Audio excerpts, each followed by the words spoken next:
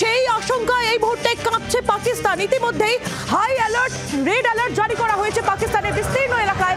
আপনাদের সামনে তুলে ধরবো লাহোর এবং ইসলামাবাদে রেড অ্যালার্ট জারি করা হয়েছে। পাকিস্তানিদের যত বেশি সম্ভব বাড়িতে থাকার নির্দেশ।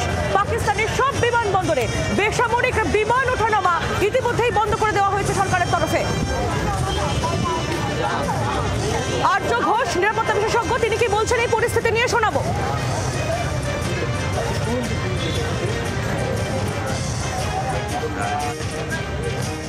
ধর্মীয় স্থান সেখানে কিন্তু মিসাইল অ্যাটাক হলে আপনারা অবাক হবেন না।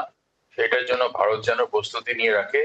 গুজরাট, পাঞ্জাব, গুজরাট আর রাজস্থান এই দুটো জায়গায় কিন্তু ওরা অ্যাটাক চালাতে পারে।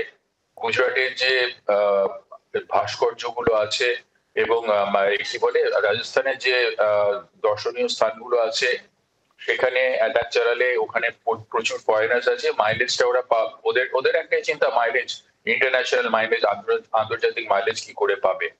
মোদিকেও যাকে বলো, তো এই মোদির উপরে রাগ, সেইটার জন্য গুজরাটের উপরে কিন্তু গুজরাটের সিভিলিয়ানসদের উপরে এবং ভাইটাল ইনস্টলেশনস এগুলোর উপরে অ্যাটাক চালাতে পারে। বাংলার আওয়াজ, বাঙালির আবেগ, জি 24 ঘন্টা।